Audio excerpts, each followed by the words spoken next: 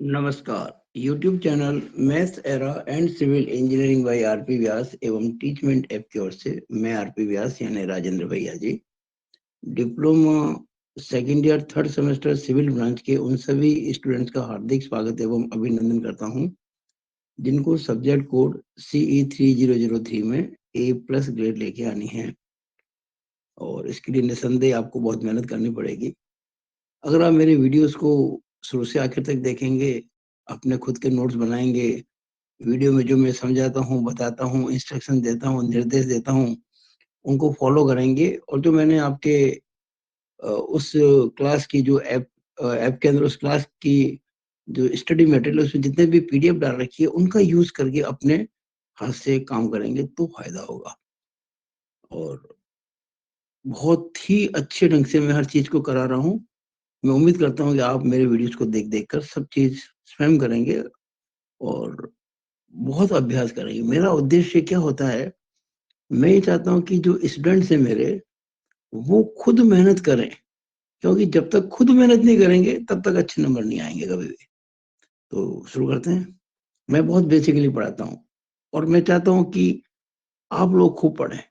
मैं जो आपको निर्देश देता हूँ ना पढ़ाते पढ़ाते, उनको सुनो ध्यान से। और जो मैंने क्वेश्चंस, जैसे मैं कोई भी वीडियो बनाता हूँ उसके अंदर आपको ऐसे लिख के देता हूँ ना कि फलाना क्वेश्चन इस पेज पर मिलेगा, वहां मिलेगा, उसके थोड़े से नियम मिलेंगे, समझाता हूँ सारी थ्योरी आपको मैं। उसके बाद आपको मैं इंडिकेशन देता हूँ, निर्देश देता हूँ, उनको आप फॉलो करें और खुद जो मेहनत करेंगे उसके परिणाम बहुत अच्छे होंगे। कभी आपको रटना नहीं पड़ेगा और आपके फुल मार्क्स, ये सब्जेक्ट फुल मार्क्स वाला है। 60 में से 60 नंबर, ध्यान से सुनिए मेरी बात को, आने चाहिए। आज हम शुरू कर रहे हैं एक बिल्कुल नई चीज, बहुत इंटरेस्टिंग है। टाइटल है change in diameter, change in volume,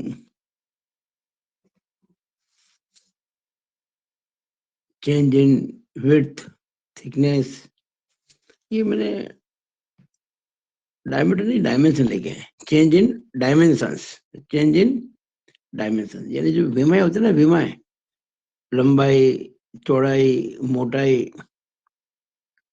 अगर क्यूबॉइड शेप की रॉड है तो जिसमें लंबाई चौड़ाई मोटाई होती है, घनाभ आकार की। और अगर कोई बेलनाकार है तो लंबाई और डायमीटर, इनमें चेंजेस पता करना, साथ में वॉल्यूम में चेंजेस पता करना। लेकिन खास बात क्या है कि एक ही दिशा में बल लग रहा है, ये खास बात है। Only one axial force is there. तब कैसे करेंगे?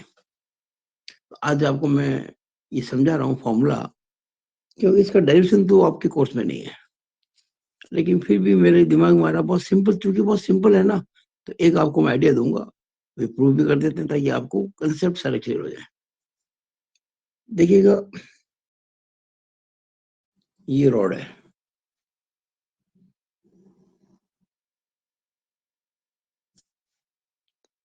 इसकी ये अक्ष है और रॉड का जो साइड व्यू है ना वो सर्कुलर है, यानी बेलनाकार है ये।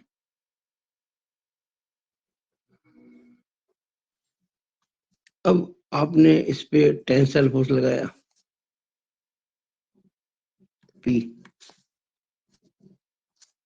इसका डायमीटर जो है D है, लंबाई इसकी L है,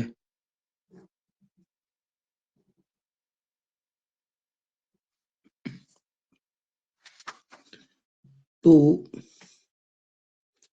आपको निकालना है इसके अंदर।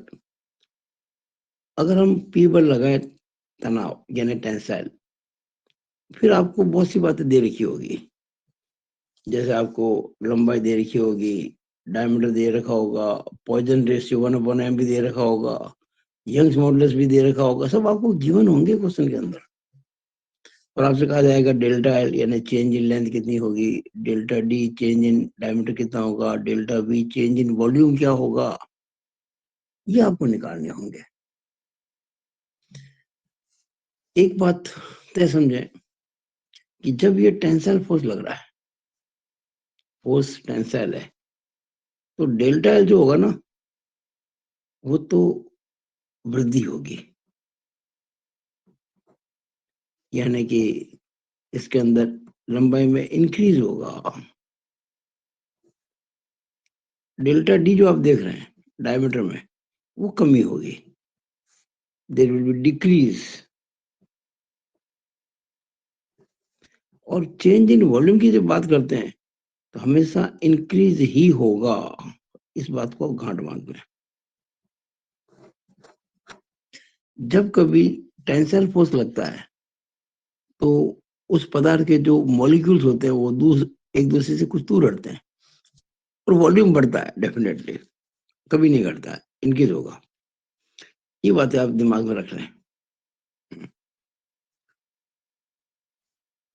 अगर मान लीजिए यही रॉड होती, सेम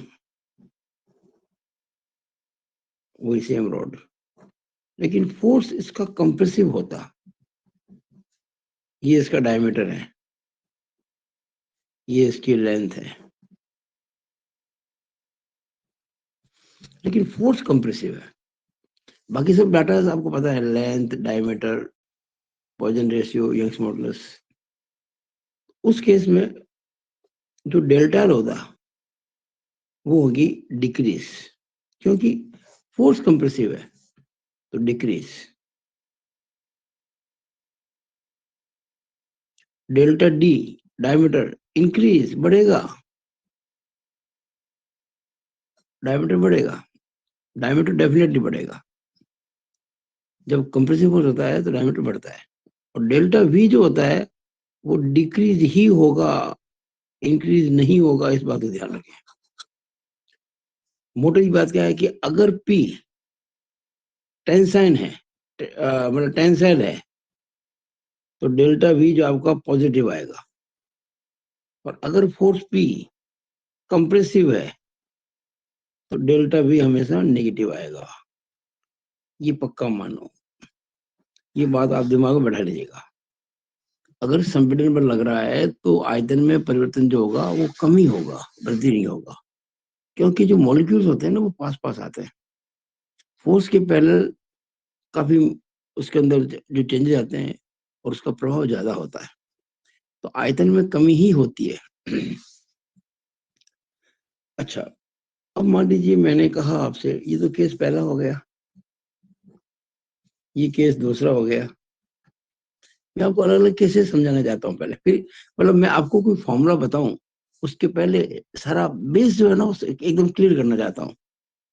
अब मान लीजिए ये आयताकार छड़ है, क्यूबॉइडिकल, आप देख रहे हैं, और ये जो फेस देख रहे हैं आप, इस पे जो फोर्स लग रहा है वो टेंसाइल लग रहा है। ये जो फोर्स लग रहा है ना, ये टेंसाइल लग रहा है। अब ये तो है लंबाई, ये है चौड़ाई, और ये है इसकी मोटाई। फोर्स है टेंसाइल, तो इस केस में डेल्टा एल प्लस होगा। मैं जब प्लस लिखता हूँ मतलब उसमें वृद्धि होगी। डेल्टा वी माइनस होगा, कमी होगी। डेल्टा टी माइनस होगा, कमी होगी। डेल्टा वी प्लस होगा, वृद्धि होगी, क्योंकि फोर्स टेंसाइल है। ये फोर्स चूंकि टेंसाइल है इसलिए डेल्टा वी पॉजिटिव होगा, लंबाई में वृद्धि ही होगी। और चूंकि ये लंबाई के समानांतर है, the force which is tensile is parallel to length, so length will increase and width and thickness will decrease। ये आपका केस नंबर 3 हो गया। मैं केस नंबर 4 लेता हूं। सेम रॉड है,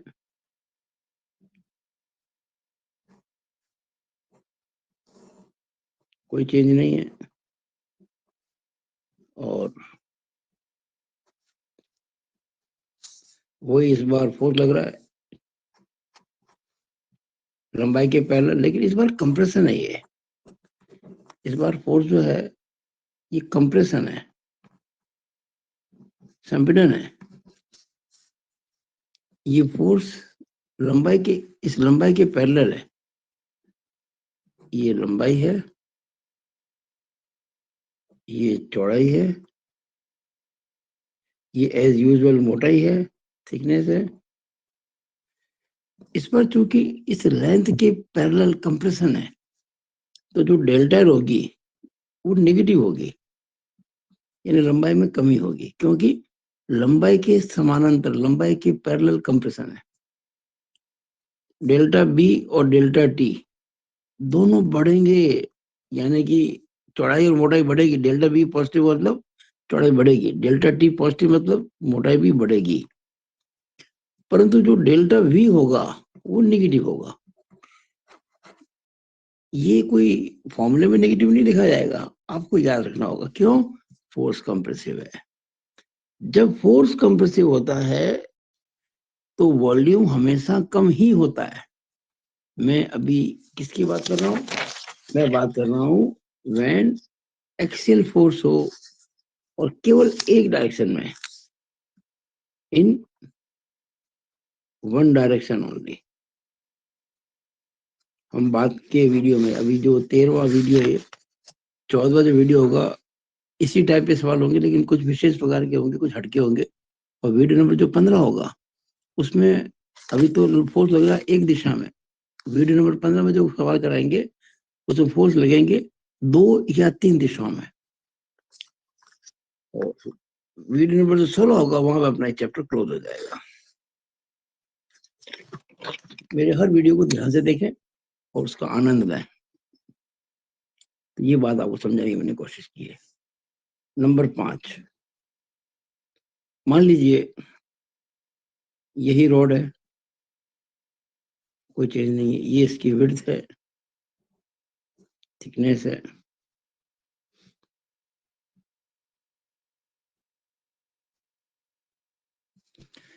इस बार ये जो विड्थ है ना, विड्थ, इसकी पैरेलल फोर्स लग रहा है। विड्थ के पैरेलल कहाँ लगेगा? यहाँ पे लगेगा, यहाँ पे लगेगा। ये सेंटर पॉइंट है इसका। और मैं इस विड्थ के पैरेलल यहाँ एक लाइन खींच देता हूँ, इसके समानांतर, और टेंसाइल। और इसके पीछे भी, इसके पीछे ये ब्लॉक रहेगा रेक्टेंगुलर, इसका सेंटर ये होगा, और ये टेंसाइल फोर्स। ये मैंने लाइन जो खींची ना फोर्स दिखाने वाली, line of action of force, ये विड्थ के समानांतर है। तो इस बार जो है, देखिए, जिसके पैरेलल फोर्स लग रहा है, जिस डायमेंशन के पैरेलल लग रहा है, उस डायमेंशन में जो असर होगा उस फोर्स के हिसाब से होगा। टेंशन है तो इंक्रीज, कंप्रेशन है तो डिक्रीज। ये किसके पैरेलल लग रहा है? विड्थ के। तो जो डेल्टा बी होगी ना वो पॉजिटिव होगी, इंक्रीज होगी। बाकी डेल्टा एल और डेल्टा टी दोनों ही नेगेटिव होंगे, यानी कि लंबाई में भी कमी होगी और मोटाई में भी कमी होगी। क्योंकि एक नाप जब बढ़ता है तो बाकी दोनों नाप घटते हैं, और एक नाप बढ़ता है तो दोनों घटते हैं, और एक घटता है दोनों बढ़ते हैं। सिंपल सा है। और डेल्टा वी जो है वो पॉजिटिव ही होगा, इसमें कुछ संशय नहीं है, क्योंकि फोर्स है टेंसाइल। जब फोर्स टेंसाइल होगा तो डेल्टा वी हमेशा वृद्धि वाला होगा, इंक्रीज वाला होगा। ये 5वां केस हो गया। अब मैं छठा केस लेता हूँ। छठे केस में भी ऐसा ही है, कोई फर्क नहीं है, सब रॉड वही है।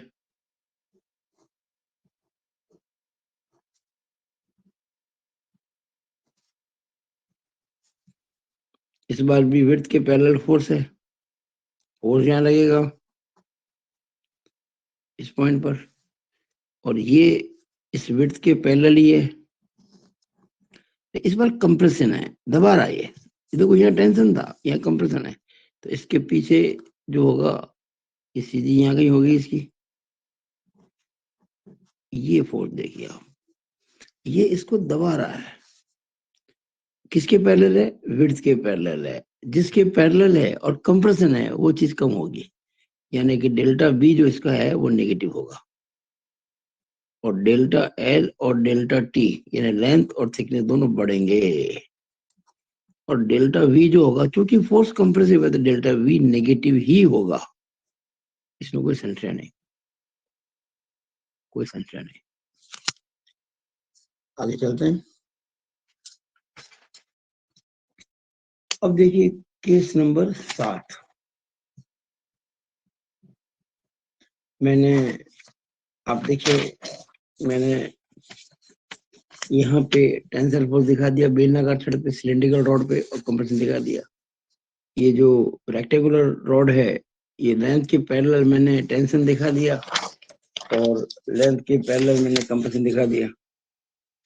फिर मैंने विड्थ के पैरेलल टेंशन दिखा दिया और विड्थ के पैरेलल कंप्रेशन दिखा दिया। तो कितने केस हो गए इसमें? तो हो गए 2। लेंथ के पैरेलल 2 टेंशन कंप्रेशन हो गए 4, और विड्थ के पैरेलल टेंशन कंप्रेशन हो गए 6। अब थिकनेस के पैरेलल देखिएगा, मेरे पढ़ाने तरीका ऐसा ही है भाई। मैं बेसिस बिल्कुल आधार से पढ़ाता हूँ। मैं जब पढ़ाता हूँ बच्चे अपने आप काम करते हैं, ये मेरी थ्योरी है।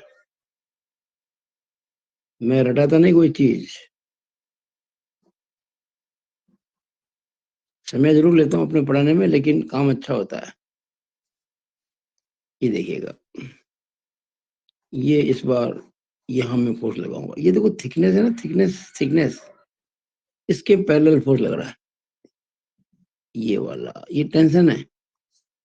अब इसके ठीक नीचे इसकी सीध में ये वाला पॉइंट आ जाएगा, ये भी टेंशन है। ये देखिए आप, टेंशन फोर्स लग रहा है, खींच रहा है। किसके पैरेलल है? थिकनेस के। जिसके पैरेलल है उसमें वो असर होगा जो फोर्स का दिख रहा है।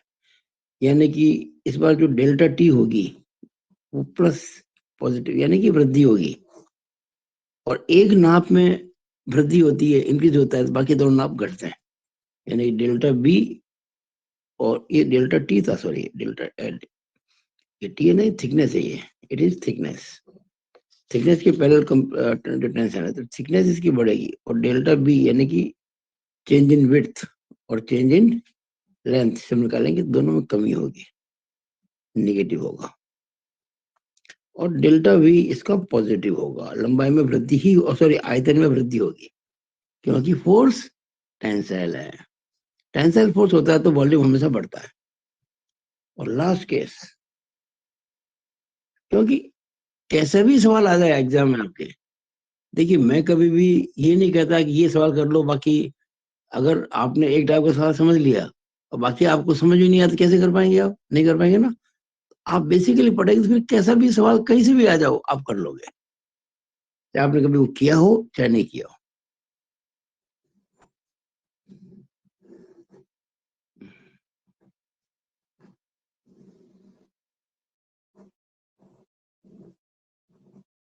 ये आप देख रहे हैं, इस बार भी इस थिकनेस के पैरेलल फोर्स लग रहा है इस फेस पर, लेकिन इस बार वो कंप्रेशन है, तो इसके ठीक नीचे इसी लाइन में ये फोर्स कंप्रेशन है। इस बार देखिए मोटाई दब रही है, ये थिकनेस है ना, इसके पैरेलल कंप्रेशन है, तो थिकनेस जो होगी डेल्टा टी वो आपकी नेगेटिव होगी, यानी मोटाई में कमी होगी, लंबाई में और चौड़ाई में दोनों में वृद्धि होगी। यानी कि बी और एल दोनों बढ़ेंगे, और डेल्टा वी माइनस होगा, यानी डेल्टा वी माइनस मतलब कि आयतन में कमी होगी, क्योंकि फोर्स कंप्रेसिव है।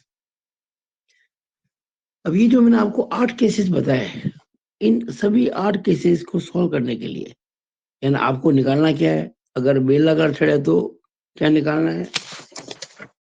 ये देखिए, अगर बेलनाकार छड़ है तो आपको ये चीजें निकालनी है, डेल्टा एल, डेल्टा डी और डेल्टा वी। मैं आपको एक बार फिर लिख देता हूँ यहाँ पे। अगर केस 1 एंड 2 है, 2 केस है ना, 1 एंड 2, तो इसमें आपको डेल्टा एल, डेल्टा डी और डेल्टा वी ये 3 चीजें आपसे पूछेंगे, वृद्धि होगी, कमी होगी, जो भी है। और केस नंबर 3, 4, 5, 6, 7 और 8, ये जो आखिर की 6 केसेज है, जिसमें कि आयताकार छड़ है, रेक्टेंगुलर रॉड है, उसमें आपसे पूछेंगे डेल्टा एल कितना है, डेल्टा बी कितना है, डेल्टा टी कितना है और डेल्टा वी कितना है, बढ़ रहा है कि घट रहा है, ये सब बातें पूछेंगे। और इन सभी प्रकार के क्वेश्चंस को करने का एक ही फॉर्मूला है, वो आपको मैं समझा देता हूँ। देखिएगा आप, जो फॉर्मूला मैं आपको लिखा रहा हूं वो चेंज इन वॉल्यूम के लिए है। किसके लिए है? चेंज इन वॉल्यूम के लिए। लेकिन आप देखेंगे, पहले आपको ईवी निकालना पड़ेगा, आयतन विकृति निकालना पड़ेगा। You have to find EV. EV का मतलब वॉल्यूमेट्रिक स्ट्रेन। वॉल्यूमेट्रिक स्ट्रेन आपको निकालनी पड़ेगी, आपको आयतन में जो विकृति वो निकालनी पड़ेगी। और इसके लिए फॉर्मूला मैं आपको भी बता रहा हूं। तो आयतन विकृति जो होती है वो ई यानी कि रेखीय विकृति इंटू 1-2/m होती है। इसको आप ये भी कह सकते हैं कि EV is equal to E into 1-2 into 1/m, और 2/m को 2 इंटू 1/m कह सकते हो। यानी ईवी निकालने का ये फॉर्मूला है, और ये ऑटो कैसे लागू होगा, लेकिन कंडीशन एक ही है, फोर्स एक लगना चाहिए। मैं आपको बार बार कह रहा हूँ और अच्छे से समझा के हर चीज को बताने की कोशिश कर रहा हूँ कि जो फोर्स होगा वो 1 एक्सल फोर्स होगा। 2 या 3 फोर्सेस वाले सवाल हम करेंगे। वीडियो नंबर अभी चल रहा है आपका, वो है वीडियो नंबर 13। तो 15वें वीडियो हम 2 या 3 फोर्स वाले सवाल करेंगे, अभी सिंगल फोर्स वाले कर रहे हैं। सिंगल फोर्स वाले क्वेश्चन में ये ईवी के लिए फॉर्मूला ई इंटू 1-2/m या 2 इंटू 1/m। अगर ईवी निकल जाए तो अपनी समस्या खत्म हो जाएगी। आप जानते हैं ना कि डेल्टा वी अपॉन वी जो होता है वो ईवी होता है। आयतन विकृति जो होती है change in volume upon original volume. और इससे क्या होगा कि डेल्टा वी आपको मिल जाएगा। कैसे? This V into EV.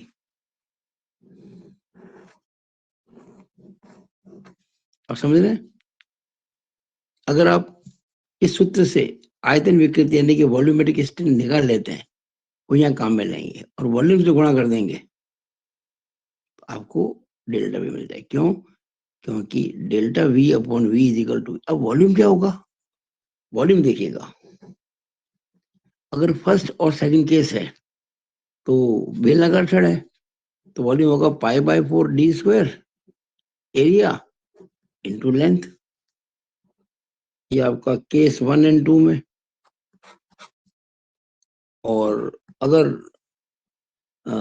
आयताकार छड़ है तो वॉल्यूम क्या होगा? लंबाई इंटू चौड़ाई इंटू मोटाई।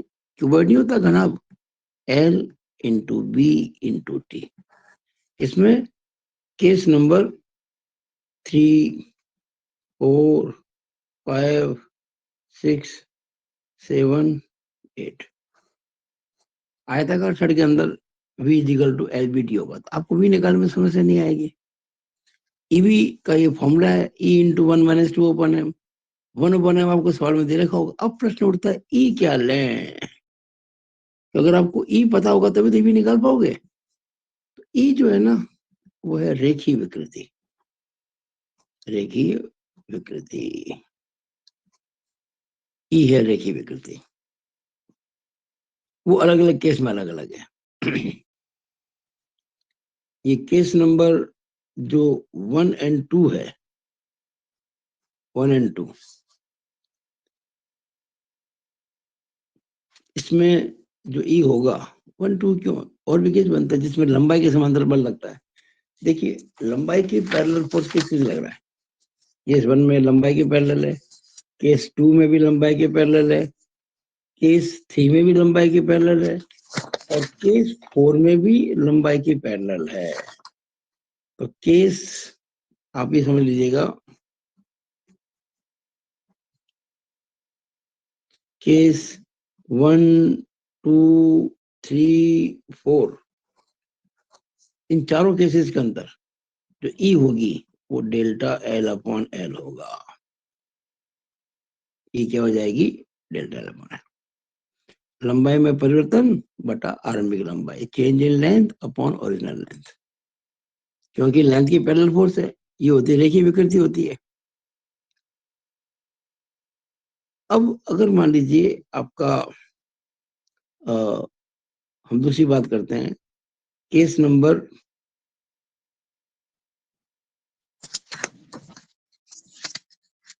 अपना ये हो गया ना, लंबाई की पैरेलल हो गया ना, 1, 2 हो गया, 3, 4 भी हो गया।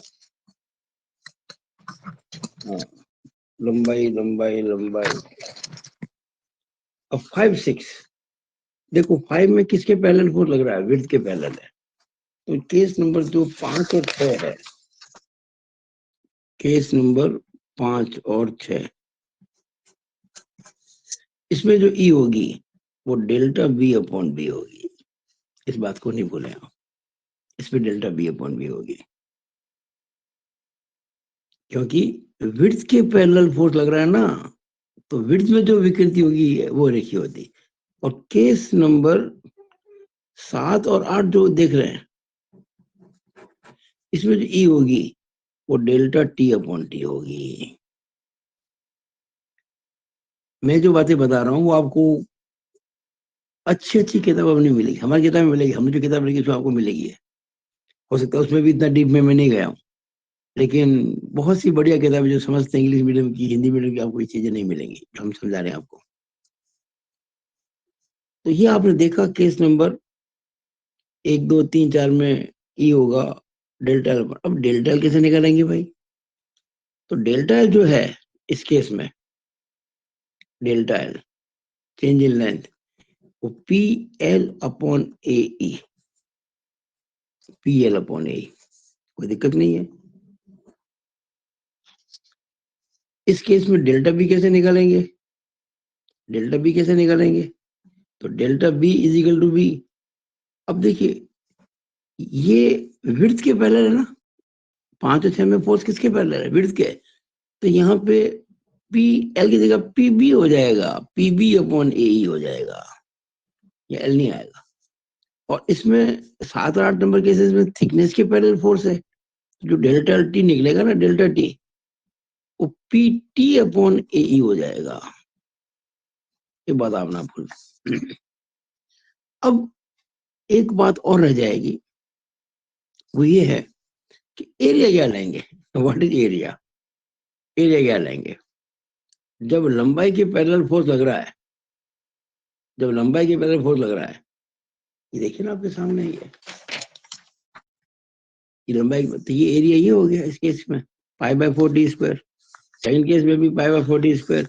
थर्ड केस में एरिया क्या हो जाएगा? B into T. फोर्थ में भी क्या हो जाएगा? B into T. ये जो आपका केस नंबर ये 1, 2, 3, 4 है, इसमें एरिया होगा, यहाँ देखिए, यहाँ मार्क कर देता हूँ मैं, ये एरिया जो होगा ए, वो या तो होगा pi by 4 into D square, और या एरिया होगा यहाँ पे बी इंटू टी। अगर केस नंबर 1, 2 है, बे लगा रहा है, तो pi by 4 into D square. और अगर आयताकार छड़ है तो बी इंटू टी, कोई दिक्कत नहीं। अब इसकी बात करते हैं, इस केस में एरिया क्या लेंगे? ये देखो मैंने यहाँ लिख दिया एरिया। ये सेकंड केस, 5 और 6 केस है, केस नंबर 5 और 6, जिसमें फोर्स लग रहा है विड्थ के पैरेलल। अब ध्यान रखिएगा, जिसके पैरेलल फोर्स लग रहा है वो कभी एरिया में नहीं आएगा। फोर्स लग रहा है विड्थ, ये देखिए आप फिगर आपके सामने पड़ा है, फिगर आपके सामने है, केस नंबर 5 और 6। देखिए, ये 5 और 6, ये विड्थ के पैरेलल फोर्स है, तो ये मैंने एरिया शो कर रखा ना, ये लाइनिंग करके, क्या है ये? एल, और ये टी, एरिया आएगा यहाँ पे एल इंटू टी। मैं सभी से इस बात की राय को, जो मेरे को सुन रहे हैं इस वीडियो के माध्यम से, राय देता हूँ, उनको एडवाइस करता हूँ कि आप वीडियो देखने के साथ साथ अपने पेन कॉपी लेके बैठे और वीडियो को पॉज करके नोट करना हर चीज को, क्योंकि ये पीडीएफ आपको उपलब्ध नहीं कराई जाएगी आपके स्टडी मटेरियल के अंदर। आपको इसको नोट्स को अब पॉज करके बनाने पड़ेंगे आपको, क्योंकि इतना डीप में हम कहीं जाएंगे नहीं। बाद में कभी सवाल करेंगे तो सवाल करने में कोई दिक्कत नहीं आती, सवाल हो जाते हैं। अब ए इसमें होगा एल इंटू टी। अब लास्ट केस, इसमें ये क्या लेंगे आप, ये दो केसेस 7वां 8वां, इसमें फोर्स कहाँ लग रहा है, थिकनेस के पैरेलल, थिकनेस के पैरेलल 7 और 8 नंबर केस में। ये देखिए केस नंबर 7 और 8 है, ये 7 और 8वां, और फोर्स लग रहा है थिकनेस के पैरेलल। ये देखो मैंने ये मार्किंग कर रही है एरिया की, क्या आ रहा है, ये लंबाई आ रही है और चौड़ाई आ रही है, क्योंकि जिसके पैरेलल फोर्स लगता है वो कभी नाप एरिया में नहीं आएगा, क्रॉस सेक्शन में नहीं आएगा। याद रखिए ये आपके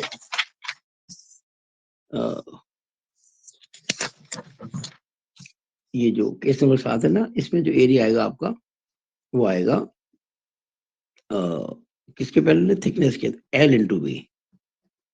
ए बराबर एल इंटू बी, यहाँ एल इंटू बी, यहाँ बी इंटू टी, सॉरी यहाँ एल इंटू टी। और जो पहले दो केसेस हैं फर्स्ट और सेकंड, उसमें तो pi by 4 D square. Third fourth case है उसमें बी इंटू टी। 5-6 केस है, केस 5 उसमें एल इंटू टी, 7वां केस उसमें एल इंटू बी। तो ये आपको क्या है कि जब ई मिल जाएगा ना, रेखीय विकृति, वो यहाँ रखेंगे इस फॉर्मूले में, तो आपको आयतन विकृति मिल जाएगी, यानी कि वॉल्यूमेट्रिक स्ट्रेन मिल जाएगी। और वॉल्यूमेट्रिक स्ट्रेन मिल जाएगी तो उसको जैसे गुणा करेंगे वॉल्यूम से, आपको चेंज इन वॉल्यूम मिल जाएगा। अब प्रश्न उठता है delta L, delta B, delta T, तो आप याद कर चुके हो, ये रहा आपके सामने, आप देखिएगा डेल्टा निकल गया था ना यहाँ पे, या डेल्टा बी निकल गया, या डेल्टा टी निकल गया। लेकिन इस पहले केस में ये जो मैं आपसे कह रहा था, ये फर्स्ट और सेकंड केस में, केस नंबर फर्स्ट और सेकंड, इसमें डेल्टा एल तो निकल गया, क्योंकि वो आपके बल के फोर्स के पैरेलल है। लेकिन डेल्टा डी कैसे निकालेंगे, इसी तरह से केस नंबर 3 और 4 में डेल्टा एल निकल जाएगा, डेल्टा बी और डेल्टा टी कैसे निकालेंगे। तो केस नंबर 5 और 6 में डेल्टा बी तो निकल गया, डेल्टा एल और डेल्टा टी कैसे निकालेंगे। और केस नंबर 7 और 8 के अंदर डेल्टा टी तो निकल जाएगा, फोर्स के पैरेलल है, तो डेल्टा एल डेल्टा बी कैसे निकालेंगे, मैं इसकी चर्चा भी आप अगले कुछ समय में करता हूँ, ध्यान दीजिएगा। हर बात को सुन के, मेरी हर बात को सुनकर उसके हिसाब से आप अपने नोट्स बनाएं और क्वेश्चन करें, डेफिनेटली आपको बहुत फायदा होगा। देखिएगा केस नंबर 1 और 2, केस नंबर 1 और 2 जिसमें कि बेलनाकार छड़ है, आपने डेल्टा एल तो निकाल ही दिया था, कोई दिक्कत आई नहीं आपको, पी एल अपॉन ए, कोई दिक्कत नहीं थी। और इसमें जो ए जो था वो pi by 4 into D square था, कोई समस्या नहीं थी, आपने डेल्टा निकाल दिया था। उसके बाद आपने ई भी निकाल दिया था, डेल्टा एल अपॉन एल करके ई भी निकाल दिया था, निकल गया ये। अब डेल्टा डी कैसे निकालेंगे, तो आपको बता दूं कि लेटरल स्ट्रेन जो होती है, लेटरल स्ट्रेन पार्श्व विकृति, वो 1/m इंटू लीनियर स्ट्रेन होती है। Lateral strain is equal to 1/m into linear strain. और लेटरल का मतलब पार्श्व विकृति, पार्श्व विकृति क्या होगी इसमें, डेल्टा डी अपॉन डी, क्योंकि लंबाई के समांतर में लग रहा है ना, तो लंबाई में पार्श्व नहीं आएगी, डायमीटर में आएगा 1/m। और लीनियर स्ट्रेन को हम ई कहते हैं, जो निकाल चुके आप। और अब आप डेल्टा डी निकाल पाएंगे, ये डी में चला जाएगा, डी इंटू, मैं आपको एक बार फिर एडवाइस देता हूँ, कहीं आप इनको फॉर्मूला समझने की गलती मत करना। हालांकि फॉर्मूले बन गए हैं, लेकिन आप अगर ऐसे फॉर्मूले रटेंगे तो ऐसे तो हजारों फॉर्मूले बन जाएंगे, कितना याद करेंगे। बेसिक से चलिए, जैसे मैं चल रहा हूँ, कभी दिक्कत नहीं आएगी। आपको डी पता है, 1/m पता है, ई आप निकाल चुके हो यहाँ से, तो डेल्टा डी आ जाए। अच्छा, ये क्या वृद्धि होगी कमी होगी हम पहले डिस्कस कर चुके हैं। ये हो गया केस नंबर 1 और 2 की बात। अब लेते हैं केस नंबर 3 और 4 की बात। 3 और 4, इसमें आपने डेल्टा निकाला था तो पीएल अपॉन ए आया था, फॉर्मूला ये था। और इसमें एरिया जो लेंगे ये आयताकार है ना, तो एरिया इसमें बी इंटू टी होगा केस नंबर 3 और 4 में। और जब ई निकालेंगे तो डेल्टा एल अपॉन एल हो जाएगा। डेल्टा एल से निकल जाएगा और एल आपको दे रखा है, ई निकल जाएगा। अब मुझे डेल्टा बी और डेल्टा टी चाहिए। तो देखो डेल्टा बी अपॉन बी यानी कि पार्श्विक विकृति is equal to 1/m into रेखीय विकृति होता है। रेखीय विकृति आप निकाल चुके हो, तो बताओ इससे डेल्टा बी आया कि नहीं आया? आ गया। Delta B is equal to B into 1/m into ये लो। अब डेल्टा टी निकालना है, तो डेल्टा टी अपॉन टी भी तो, ये भी तो पार्श्विक ही है, लेटरली है, तो 1/m इंटू ई। इससे आपको डेल्टा टी मिल जाएगा। टी को चला जाएगा इंटू 1/m इंटू ई। अच्छा, एक और तरीका भी है। Delta B upon B, delta T upon T दोनों लेटरल है, दोनों बराबर होंगे, यानी कि delta B upon B is equal to delta T upon T. अगर आपको डेल्टा बी पता है तो डेल्टा टी मिल जाएगा, डेल्टा टी पता है तो डेल्टा बी मिल जाएगा। इसमें डेल्टा एल की जरूरत नहीं है, कोई ई की जरूरत नहीं है। और ये आप, अच्छा ये क्वेश्चन बन सकता है भाई, ये एमसीक्यू में आ सकता है कि अगर ये दोनों पार्श्विक विकृतियां हैं और आपको डेल्टा बी दे दिया है, बी दे दिया है और टी दे दिया है, और पूछा डेल्टा टी क्या होगा, ये फॉर्मूला हो गया, निकालो डेल्टा। ये आप याद कर लें, कोई दिक्कत नहीं है। ये केस नंबर 3 और 4 के लिए मैंने बताया। अब केस नंबर 5 और 6, केस नंबर 5 और 6 की मैं बात करता हूँ। 5-6 में क्या था कि आयताकार छड़ थी और विड्थ के पैरेलल फोर्स था। तो उसमें हम, याद होगा कि डेल्टा बी निकाला था मैंने, विड्थ के पैरेलल ना, डेल्टा बी, ये हो जाएगा पी बी अपॉन ए ई। इसमें ए क्या आएगा, जो विड्थ के पैरेलल है तो ए में विड्थ नहीं आएगी, एल इंटू टी आएगा। फिर आप ई निकालेंगे, ई निकलेगा डेल्टा बी अपॉन बी, ये जो रेखीय विकृति इस बार डेल्टा बी अपॉन बी होगी। तो ये रेखीय विकृति आप उस फॉर्मूले में काम लेंगे किसमें, E B is equal to E into 1 - 2 upon है, आयतन विकृति वाले में ये काम लेंगे ई।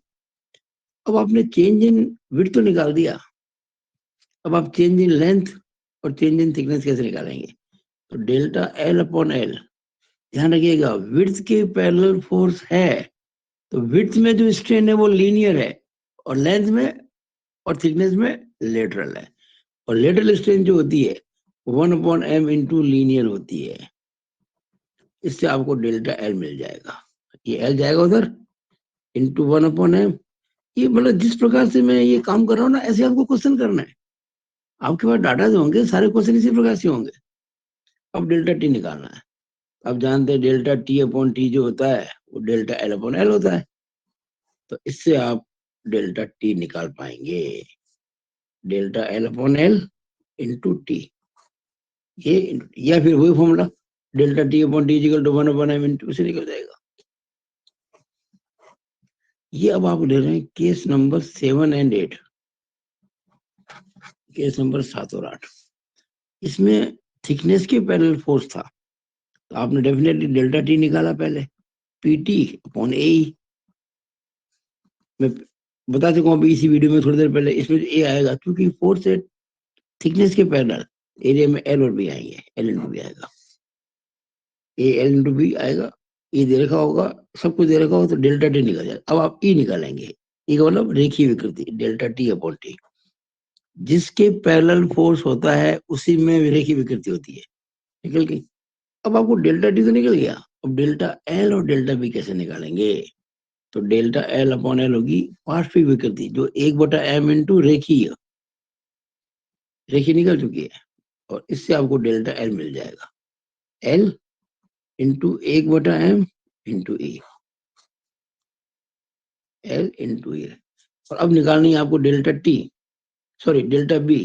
तो delta B upon B is equal to delta L upon L होता है। दोनों पार्ट्स विकृति बराबर होती है, तो इससे डेल्टा बी मिल जाएगा, ये बी हो जाएगा B into delta L upon L. ये तो आपको डेल्टा बी मिल गया। या आप ऐसा भी कर सकते हैं कि delta B upon B is equal to 1/m into E, ये तो वो रहा, और इससे आपको डेल्टा बी मिल जाएगा बी इंटू 1/m इंटू ई। कैसे भी करें कहीं दिक्कत नहीं आएगी। मैंने इतना खोल के हर चीज को बताया है कि आप अगर इसको पूरा वीडियो एक बार ध्यान से सुनेंगे, अपने खुद के नोट्स बनाएंगे, फिर ये जो मैं आपको इतने सारे क्वेश्चन दे रहा हूँ अभी मेरे बुक के और एग्जाम के, वो करने में कुछ मैं कराऊंगा भी आपको, अभी क्वेश्चन कराए जाएंगे इसी वीडियो में आपको, तो करने में दिक्कत नहीं आएगी। तो आशा करता हूँ आपने अब तक जो मैंने सिखाया, मैं चाहता तो ये भी था कि ये फॉर्मूला आपके लिए प्रूव करूं। ये जो मैंने फॉर्मूला बताया ना आपको वॉल्यूमेट्रिक स्ट्रेन का, EV is equal to E into 1 - 2 upon, ये फॉर्मूला, लेकिन इसका डेरिवेशन आपके कोर्स में नहीं, मैंने देखा सिलेबस, इसका डेरिवेशन कोर्स में नहीं है। होता तो साफ साफ कहता है कि डेरिव का फॉर्मूला होना चाहिए, तो इसलिए मैं इसको करा नहीं रहा हूँ। वैसे बहुत आसान है, ज्यादा मुश्किल नहीं है। मैं जितने भी ये बच्चे वीडियो देख रहे हैं उनको एक राय देता हूँ कि अगर किसी को मन में आती है वो ये फॉर्मूला प्रूव मुझे समझ में आना चाहिए, तो वो स्टूडेंट मुझे व्हाट्सएप मैसेज कर दे अगर, तो मैं उस ग्रुप के अंदर इसको प्रूव करके उसकी पीडीएफ भेज दूंगा, ठीक है। It is my gentleman promise. तो अब हम आते हैं एग्जाम प्रॉब्लम पे आते हैं। अब मैं एग्जाम प्रॉब्लम पे आ रहा हूँ भाई। देखिए एग्जाम में कितने क्वेश्चन आए हुए हैं, 7 क्वेश्चन आए हुए हैं। देयर आर 7 प्रॉब्लम्स जो एग्जाम आई हुई है। मैं पहले इसका आपको रेफरेंस देता हूँ कि कौन सी प्रॉब्लम आपको कहाँ पे, आप पता है मेरी बुक में हर चीज सॉल्व होती है, अगर क्वेश्चन भी है तो उसकी भी सॉल्यूशन मैंने कर रखे हैं। तो ये जो प्रॉब्लम आई थी पहली 2019 में, ये आपको जो मैंने बीटीआई के जो एग्जाम पेपर्स है ना, उसकी पीडीएफ भेजी हुई है स्टडी मेटेरियल में। उस पीडीएफ में पेज नंबर 9 पर देखिए क्वेश्चन सारे जो होते हैं ना, वो हिंदी मीडियम में भी होते हैं, इंग्लिश मीडियम में होते हैं। बच्चे के वजह कहते सर आप इंग्लिश में काम कराओ, और भी क्वेश्चन तो पहले इंग्लिश में देख लो, हिंदी इंग्लिश के अंदर, और काम सब समझ में आ जाएगा। तो मीडियम वाइज आप क्वेश्चन देख सकते हो, पेज नंबर 9 पीडीएफ के अंदर, क्वेश्चन तीसरे का पहला, ये 2019 में आया था। अब अच्छी बात क्या है कि ये सेम क्वेश्चन जो 2019 में आया था, ये मेरी बुक के अंदर मैंने सॉल्व एग्जाम्पल लिया, एग्जाम्पल 19, एग्जाम्पल नंबर 19, जो मेरी बुक की जो पीडीएफ है ना, बुक में जो पीडीएफ है, मेरी बुक की जो पीडीएफ, उसमें पेज नंबर 28 पर है। 28 अगर मान लो आगे पीछे हो जाए तो आप ये 2.68 याद कर लें, 2.68 दूसरे चैप्टर का 68वां पेज पीडीएफ मिल जाएगा आपको। इस पेज नंबर पर एग्जाम्पल 19 सॉल्व है। ये जब सॉल्व है यानी पूरा क्वेश्चन ही सॉल्व है, ये कोई दिक्कत नहीं है। क्या पूछा है इसमें, पूछा है चेंज इन लेंथ क्या होगी और चेंज इन वॉल्यूम क्या होगा। ये मैंने सॉल्व कर रखा है किताब के अंदर, जिसकी पीडीएफ आपके पास है। और आज जो मैंने पढ़ाया है इस वीडियो के अंदर, वो समझ लेंगे तो सवाल जब सॉल्व देखेंगे तो कहीं दिक्कत नहीं आएगी। 2018 ये क्वेश्चन मैं सॉल्व करूंगा आज, ये क्वेश्चन 2018 का मैं आज अभी इस वीडियो में सॉल्व करूंगा। ये 2018 का जो क्वेश्चन है, ये मेरी पीडीएफ में पेज नंबर 14 पर है, पीडीएफ में पेज नंबर 14 पर है।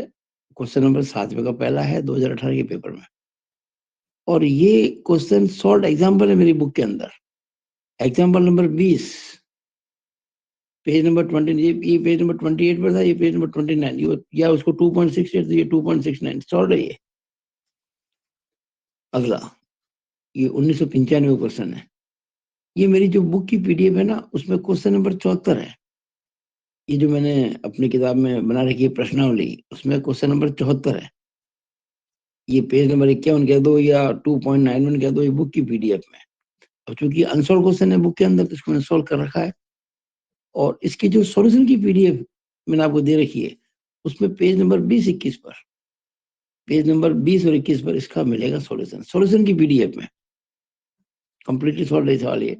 इसमें आपको पूछा है डेल्टा एल, डेल्टा डी और डेल्टा वी, लंबाई में परिवर्तन, व्यास में परिवर्तन, आयतन में परिवर्तन। अगला क्वेश्चन ये 93 में आया हुआ है। ये हमारे पीडीएफ में क्वेश्चन नंबर 73 है, जो कि 2.91 या 51 पेज बुक की पीडीएफ में है। इसमें डेल्टा भी पूछा गया, आयतन में परिवर्तन। ये हमारी जो बुक है उसमें जो सॉल्यूशन सॉल्व करेंगे ना, सॉल्यूशन की पीडीएफ, उसमें पेज नंबर 19 और 20, 19 और 20 नंबर पेज पे सवाल मैंने पूरा सॉल्व किया हुआ है। अगली प्रॉब्लम 2010 में आई हुई है। ये मेरी बुक के अंदर क्वेश्चन नंबर 81 है और पेज नंबर 53 कह दो या 2.93 कह दो बुक की पीडीएफ में। इसमें आपको delta L, delta D, delta we पूछा है, change in length, change in diameter, change in volume. ये मेरी सॉल्यूशन की जो पीडीएफ है उसमें पेज नंबर 28 पर ये क्वेश्चन सॉल्व है। ये 1994 का क्वेश्चन है। अगला ये बुक की पीडीएफ में क्वेश्चन नंबर 80 है। मैंने जो एक्सरसाइज बना रखी ना किताब की, उसमें क्वेश्चन नंबर 80 है, पेज नंबर 52 कह दो या 2.92 कह दो बुक की पीडीएफ में। इसमें पूछा आपसे कि मॉडुलस ऑफ रिजिडिटी क्या होगी, find modulus of rigidity and also delta we. ये क्वेश्चन मेरे हिसाब से इम्पोर्टेंट है, अलग प्रकार का क्वेश्चन है, तो इसको जरूर आप स्वयं करें तो ठीक रहेगा। This question is important. मैं यहाँ स्टार लगा देता हूँ इसके अंदर। और ये भी, ये दोनों अच्छे क्वेश्चन है और चूंकि कंप्लीटली सॉल्व है ना, इससे कोई दिक्कत नहीं। हाँ, मेरी पीडीएफ देखने के बाद भी आपको समझ में नहीं आते तो आप मुझको व्हाट्सएप करें, मैं इसको सॉल्व करके वीडियो बना दूंगा। तो ये पेज नंबर 26-27 पर सॉल्व है पीडीएफ के पेज नंबर, और उसमें मॉडुलस ऑफ रिजिडिटी और चेंज इन वॉल्यूम पूछा है। अब क्वेश्चन नंबर 7वां और लास्ट, ये एग्जाम है 1996 में आया हुआ है। ये मेरी किताब की पीडीएफ जो है ना, उसमें क्वेश्चन नंबर 79 है, पेज नंबर 52 या 2.92 पर बुक की पीडीएफ में। इसमें डेल्टा डी और के पूछा है, change in volume, sorry change in diameter and bulk modulus. और ये इसका जो सॉल्यूशन है वो पेज नंबर 26 पर है। हमने जो आपको एक पीडीएफ भेजी ना सॉल्यूशन की पीडीएफ, बुक के न्यूमेरिकल्स की सॉल्यूशन अनसॉल्व क्वेश्चंस की, उसकी पीडीएफ की पेज नंबर 26 पर इसका कंप्लीट सॉल्यूशन मिलेगा। ये सभी एग्जाम के क्वेश्चंस हैं। और एक क्वेश्चन 2018 का एग्जाम का, जिसमें आपको delta L, delta B, delta T, delta V सब कुछ निकालना है। ये मैं सॉल्व कर रहा हूँ, मैंने कर दिया आपके लिए सॉल्व। ये प्रॉब्लम 2018। आपको प्रॉब्लम पढ़नी डिटेल में तो आप जो बीटीआर के जो एग्जाम पेपर्स की पीडीएफ है उसके पेज नंबर 14 पे जाके ये क्वेश्चन निकालेंगे। आप खुद निकालना भी चाहिए आपको, ताकि आपको पता पड़े कि कैसे सवाल लिखा जाता है एग्जाम के अंदर पेपर में। हिंदी मीडियम में भी है, इंग्लिश मीडियम में भी है। मैंने उसको देख के अपने डाटा लिख दिए। देखिए, for a copper rectangular rod, एक आयताकार छड़ है, कॉपर की यानी कि तांबे की है, लेंथ दे रखी 40 सेंटीमीटर, विड्थ दे रखी है 20 mm, थिकनेस दे रखी है 10 mm। पी जो फोर्स लग रहा है ना एक्सियल, वो 60 किलो न्यूटन, और एक्सियल टेंशन है, अक्षीय तनाव बल है। जब कभी अक्षीय बल कहते हैं और कुछ नहीं कहते हैं, अब हमेशा लेंथ के पैरेलल मानना। ये बात आपको बता देता हूँ। आपको मैंने इतने 8 केसेस बताया ना, कोई फोर्स विड्थ के पैरेलल, कोई थिकनेस के पैरेलल, वो ये सोच के कि कोई कह दे एग्जाम में तो आप करो। लेकिन जब कभी कुछ भी नहीं कहा जाता है, केवल ये कह देते हैं कि अक्षीय बल लग रहा है, there is an axial force, तो वो एक्सियल फोर्स आप हमेशा लेंथ के पैरेलल ही मानेंगे। इसको नोट कर लो। एक्सियल फोर्स अगर कुछ नहीं कहा जाए, सदैव लेंथ के पैरेलल लिया जाता है। हाँ, विड्थ के या थिकनेस पैरेलल कह दे तो ही लेना है, वरना नहीं लेना है। इसमें कुछ नहीं कहा ना, क्यों नहीं चलेगा भाई, अक्षीय बल लग रहा है, तो मैंने उसको लेंथ के पैरेलल लिया, यानी इसको मैंने माना है केस नंबर कौन सा 3। पी दे दिया 60 किलो न्यूटन। ई यंग्स मॉडुलस दे देगा उसका 1.25 इंटू 10⁵ न्यूटन पर एम स्क्वायर, और पॉइजन रेशियो 1/m दे देगा 0.35। आपको change in length, change in width, change in thickness और चेंज इन वॉल्यूम निकालना है। आंसर लिख दिया मैंने। चेंज इन लेंथ आएगा 0.96 mm, और चूंकि ये टेंसर फोर्स है ना और लेंथ की पैरेलल टेंशन है तो वृद्धि होगी। और चेंज इन विड्थ 0.0168 mm जी कमी आएगी। चेंज इन थिकनेस 0.0084 mm कमी आएगी। Change in volume 57.6 mm cube, ये वृद्धि क्योंकि टेंसाइल फोर्स है। और अब मैं इसको सॉल्व कर रहा हूँ।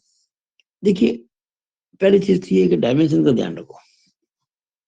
आपको क्लियरली क्या रखा है, ये सेंटीमीटर में है, ये देखो mm है। अगर ये दोनों mm में है तो इसको mm में बनाओ।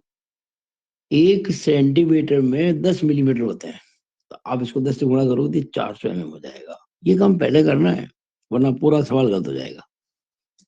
और चूंकि ये दे रहेगा आपको ई न्यूटन पर mm स्क्वायर में, और यहाँ दे रहेगा किलो न्यूटन, तो इसको बदलो न्यूटन में। 1 किलो न्यूटन में 1000 न्यूटन होते हैं। 1 kilo newton is equal to 1000 newton. तो 60 किलो न्यूटन का मतलब 60 इंटू 1000 यानी 60,000 न्यूटन। ये काम आप शुरुआत में करना है। अब देखिए मैंने एक फिगर बना दी इसका। आपका केस नंबर 3 है ये। लेंथ की पैरेलल टेंसाइल फोर्स है 60 किलो न्यूटन। तो मैं पहले क्या करूंगा, डेल्टा निकालूंगा। फॉर्मूला क्या है, पी एल अपॉन ए। पी दे रखा है, एल दे रखा है, ए। जब ये होगा लेंथ के पैरेलल एरिया में क्या आएगा, बी और टी आएंगे, तो बी इंटू टी हो जाएगा। 20 इंटू 10, 20 इंटू 10 हो जाएगा। और ई आपको दे रहेगा 1.25 इंटू 10⁵ ये mm में आंसर आ जाएगा। इसको सॉल्व करेंगे तो ये 0.96 mm आ जाएगा, वृद्धि यानी कि एक्सटेंशन। ये एक आंसर आ गया। ओके, पहला आंसर आ गया इसका, डेल्टा एल आ गया। अब हम निकालेंगे डेल्टा बी और डेल्टा टी। तो मैंने कहा ये फोर्स लेंथ के पैरेलल है, तो बाकी डायमेंशन में क्या होगा, लेटरल। तो delta B upon B is equal to, यानी कि lateral strain is equal to 1/m into linear strain. इसी तरह से अब देखो delta B upon B, B कितना है इसका, बी है 20 mm, 20 mm देगा। डेल्टा बी अपॉन 20, 1/m दे देगा आपको 0.35। डेल्टा एल आप निकाल चुके हो 0.96, और एल आपको दे देगा 400 mm। ये जब उधर ले जाएगा 20 से गुणा हो जाएगा, सॉल्व करेंगे तो ये 0.0168 mm आ जाएगा। और ये कमी होगी। अच्छा, ये कमी आपको कोई फॉर्मूले में नहीं मिलेगी, कमी है ये आपको अंडरस्टूड है कि लंबाई अगर बढ़ेगी तो चौड़ाई और मोटाई घटेगी डेफिनेटली, तो आपको लिखना पड़ेगा। अगर आप ये केवल आपने 0.0168 mm लिख दिया, आगे लिखा नहीं कि ये इंक्रीज या डिक्रीज, नंबर घट जाएंगे, लिखना पड़ेगा आपको। ये कमी है ये। अब डेल्टा बी अपॉन, इसी तरह से डेल्टा टी अपॉन टी निकल जाएगा। Delta T upon T equal to 1/m into delta L upon L. Delta T upon 10, T 10 mm में 1/m 0.35, और डेल्टा एल निकाला मैंने भी 0.96 अपॉन एल 400 हो जाएगा। ये डेल्टा टी मिल गया 0.0084 mm, 0.0084। ये भी कमी होगी, रिडक्शन होगा। अच्छा, एक तरीका और मैंने बताया था आपको, भाई delta T upon T equal to delta B upon B होता है, और डेल्टा बी आप निकाल चुके हो, बी आपको पता है, टी पता है, तो डेल्टा टी मिल जाएगा। वो डेल्टा टी यही आएगा सेम, आप करके देख सकते हैं। अब आता है चेंज इन वॉल्यूम। तो चेंज इन वॉल्यूम के लिए हमारे पास फॉर्मूला है ईवी इजिकल टू, यानी कि volumetric strain is equal to linear strain into 1 - 2/m। अगर लिखते वी नो दैट। अब ईवी जो होता है वो होता है डेल्टा वी अपॉन वी, और ई डेल्टा एल अपॉन एल। देखिए ये ई जो होता है ना, लंबाई के समांतर में लग रहा है, तो ई होगा डेल्टा एल अपॉन एल।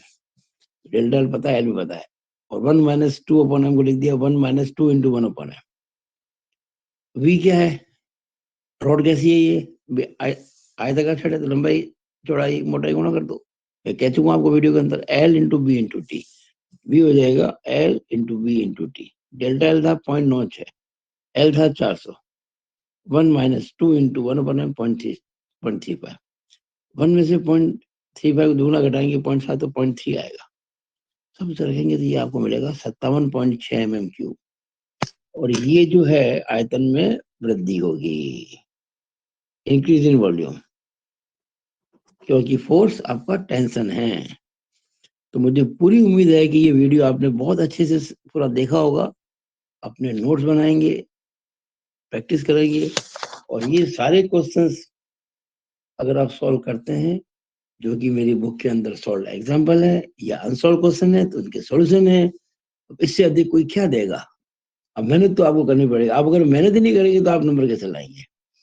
तो आशा करता हूँ आप बहुत मेहनत करके हो सके तो अपने कमेंट्स ग्रुप में डालें, आपको समझ में आया कि नहीं आया। कोई दिक्कत हो ग्रुप में डालें। इसी आशा के साथ मैं अपनी बात को समाप्त करता हूँ. It is all over about this video. Thank you.